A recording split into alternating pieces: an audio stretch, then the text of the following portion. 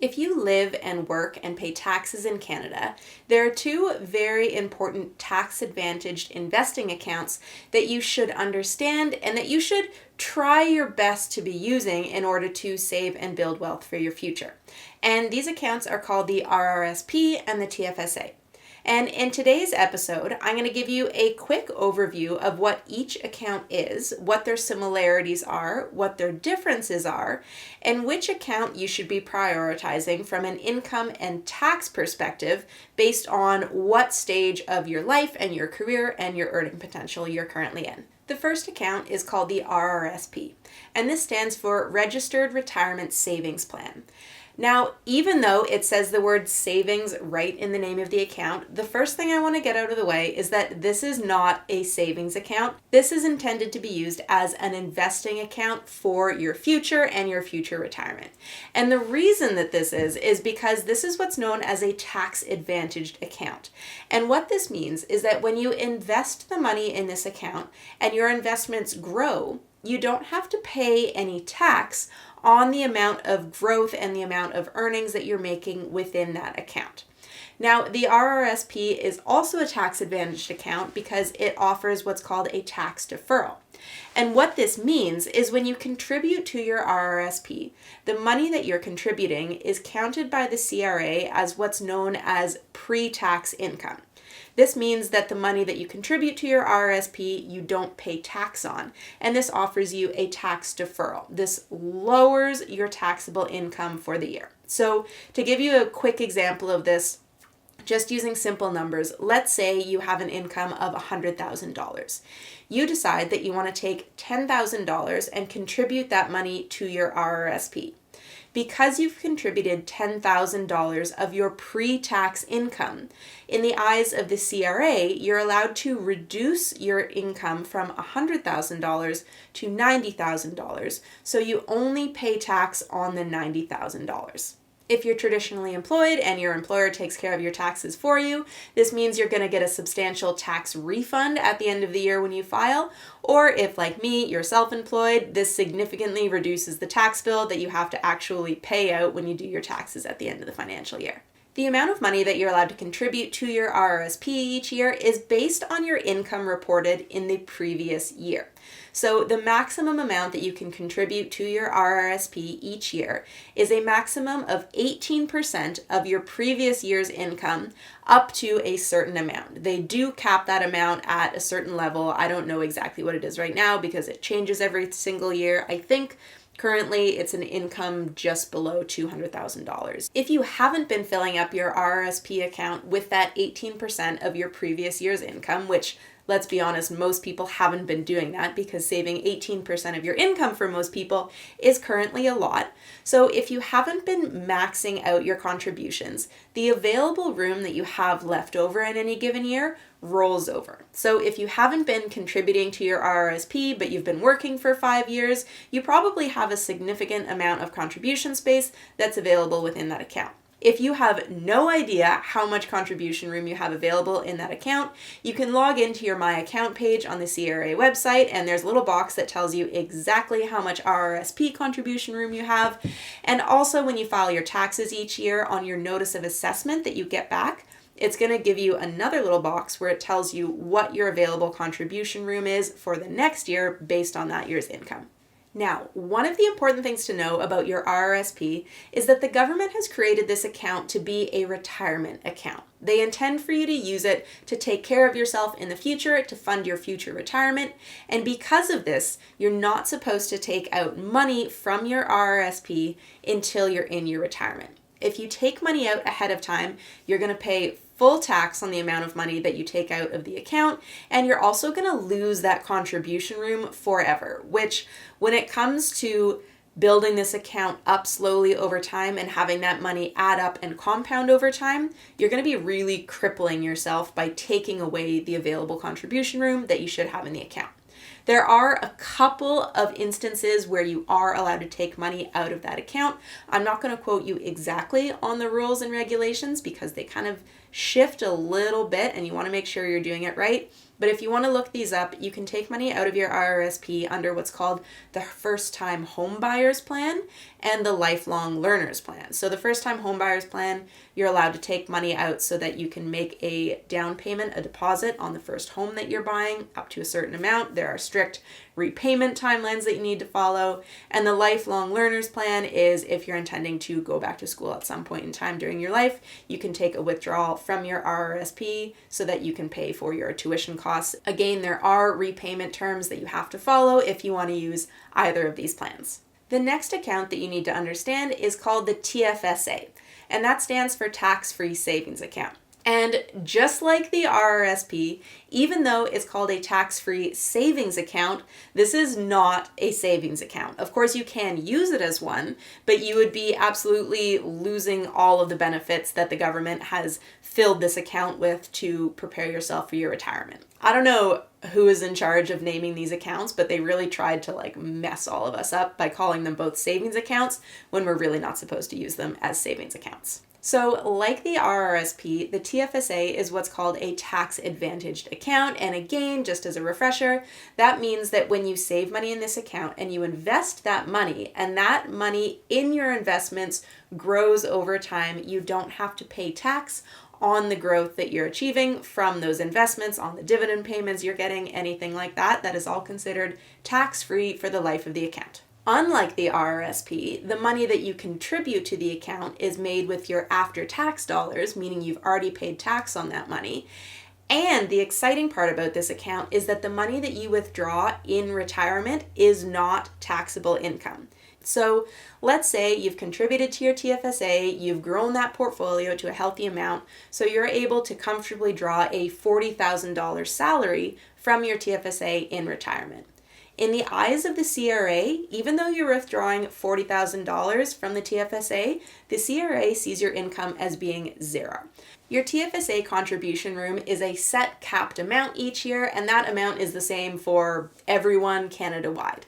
This year, the contribution room is $6,500. This amount changes each year because in theory, it's supposed to keep up with inflation, but we can see if we look at the past history of the account that it hasn't actually really managed to do this, but that's the idea behind it. So this year the contribution room is $6,500. Next year it'll probably be a little bit higher, and so on and so forth.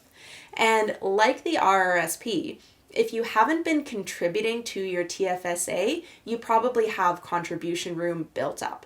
And that contribution room starts accruing from the day you turn 18. You can find how much contribution room you have available, again, on your CRA My Account page. That'll tell you exactly how much you have, but keep an eye on this yourself as well, because there are a few funny rules involving your TFSA and contribution room and withdrawals. And mainly what I mean by this is, unlike the RRSP, you are allowed to withdraw money from your TFSA at any point in time. But if you withdraw money, you can't put it back in again until the next calendar year. If you have a maxed out TFSA and you withdraw money and then you decide you want to put it back in again in a few weeks, you're going to be taxed as having over contributed to your TFSA. You have to wait for the next calendar year before you want to put that money back in the account again. Also, I just have to say, before we move on from talking about TFSAs, while yes, you are allowed to withdraw money from your TFSA at any point in time, you really don't want to do that, because this is a hugely powerful account for growing wealth to fund your retirement, to actually be able to be financially free one day, to be able to take care of yourself. And if you decide to use the tax advantage superpowers of the TFSA to buy yourself a house or to buy yourself a car or a vacation, you're really squandering the powers of this account, and you're shooting yourself in the foot right at the beginning of the marathon towards retirement. So I know that was a lot of information on both accounts. What I'm going to do for you now is we're going to run through a quick comparison of the two accounts side by side so that you can get to know really in better detail what each account is and what it offers you. So the first point of comparison is contribution room. In your RRSP, your contribution room is based on your previous year's salary. You're allowed to contribute up to 18% of your previous year's salary, up to a certain cap, which you're going to want to check out what that salary cap is each year. If you haven't been contributing to your RRSP, or if you haven't been maxing out your contributions, which is totally normal, then your available contribution room builds up and rolls over from previous years. Now, in the case of the TFSA, your available contribution room is set by the government each year. This year, it's $6,500. You can look that up easily on any given calendar year. And just like the RRSP, if you haven't been contributing to your TFSA since you turned 18, the amount of contribution room that you have in there has built up and rolled over from previous years. The second point to compare is matching programs. Now, the really cool thing about RRSPs is that a lot of employers offer what's called an RRSP matching program. And this varies from employer to employer, but basically what this means is they say if you contribute X percentage of your salary to your RRSP, we will match that percentage of your salary. And this is a massively powerful tool because this is literally free money, and it is the only legitimate 100% immediate return on investment anyone's ever going to give you for the rest of your life. Like, you will never find a return on investment like this. So if your employer offers an RRSP matching program, like, drop everything, put down whatever you're doing, and figure out how you can take advantage of this. Don't squander this opportunity. Get the free money. Unfortunately, as far as I know, TFSAs don't offer any type of matching program. I mean, let me know in the comments if your employer has like a magical TFSA matching program. That would be fabulous. But as far as I know, that doesn't actually exist. So if you have an RRSP matching program, definitely prioritize that. Next up, let's compare how the taxes work in both accounts. So first off, both accounts are what's known as a tax sheltered account. Again, this means that any of the investment growth and dividend payments and anything like that that you receive within the account is not taxed over the course of the time that your money is sitting in that account. There are differences, however, in terms of how your contributions are taxed and how your withdrawals are taxed. So with the RRSP, the money that you contribute to the RRSP is what's known as pre-tax income. This means you haven't paid tax on it yet. And what this does is when you contribute it to your RRSP, it offers you a tax deferral from the government.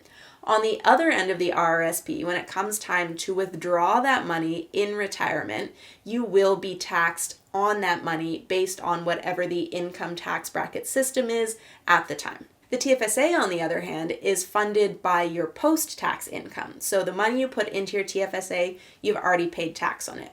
The really cool thing about the TFSA is that when you withdraw that money in retirement, that income is not viewed as income in the eyes of the Canadian tax system, meaning you don't pay any tax on it, meaning you're still eligible for any old age benefits that the government might be offering you at that point in time. Next, let's talk about withdrawing from each account before retirement.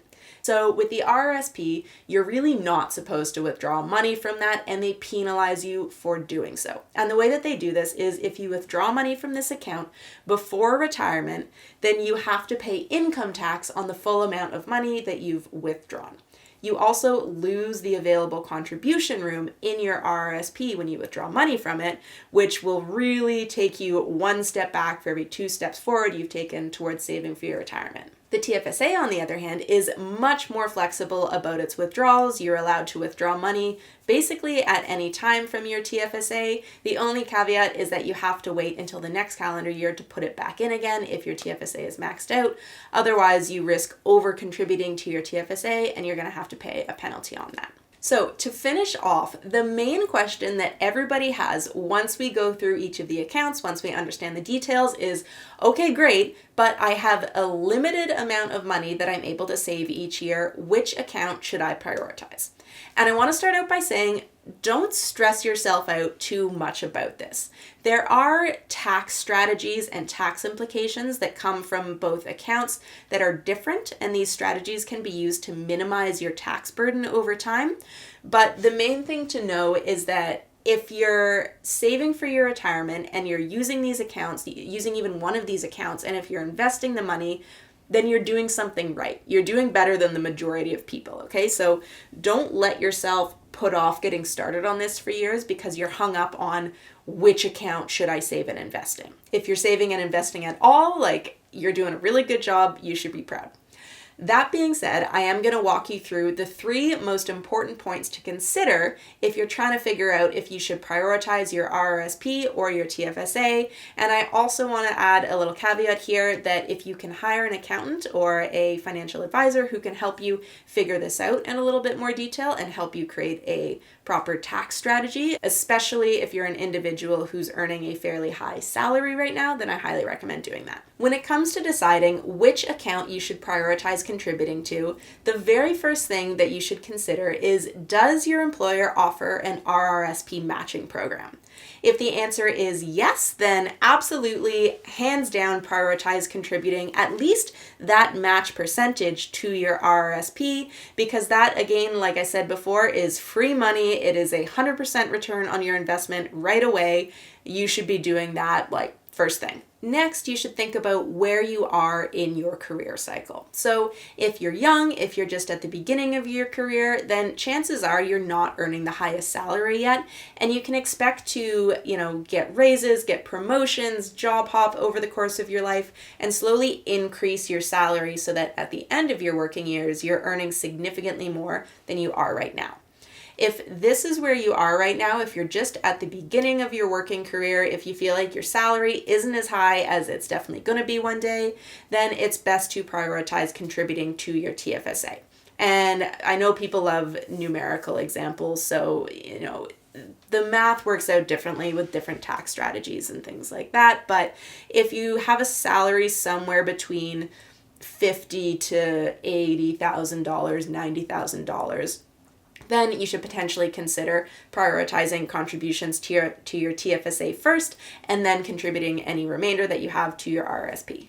On the other side of the spectrum, and this is the third point you should consider, if you're currently earning a very high income, then you should consider prioritizing contributing to your RRSP. So if the income that you're earning today is very high and you expect to not need that level of income in retirement to live off of, then definitely prioritize contributing to your RRSP, because the theory is that when you're in a lower tax bracket in retirement, you will net a larger tax savings if you take advantage of the tax deferral from your RRSP while you're at a high income tax bracket during your working years, and then you end up in a lower income tax bracket during your retirement years. So overall, you pay less tax to the government, which is a very nice thing. Like I said before, though, those are just 3 basic points to consider in your financial plan. We can go into more detail with tons of other things and other factors that can play into this. But like I said, if you are even saving money into an RRSP or a TFSA and investing that money, then you're doing a good thing. Like you're not doing anything wrong. The ultimate contribution strategy that you want to work towards achieving eventually is to increase your income to a level where you can max out your contributions to your RRSP, take the tax deferral that you get from that RRSP contribution and use that to contribute to your TFSA, and then top up your TFSA from there as you need to. And this is the best strategy from a tax perspective. It maxes out both accounts to the best of your ability. It is going to set you up really well for retirement as long as you're following good investing principles.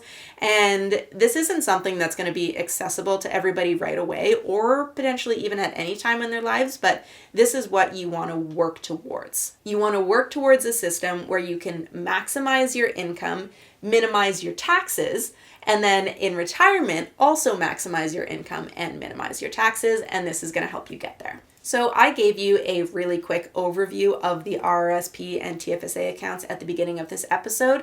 I do recommend, if this is new information to you, going and learning about these accounts in more detail, because I gave you the very Coles Note version of these. So I've created full episodes walking you through each of these accounts in the past. I also have an episode walking you through the basics of the Canadian tax system, and I highly recommend going through. I will link them for you in the description. Go through, watch those episodes, and really start to get a good handle on how you can use these accounts to minimize your tax burden, maximize your income, and start to create a financially secure and financially free life.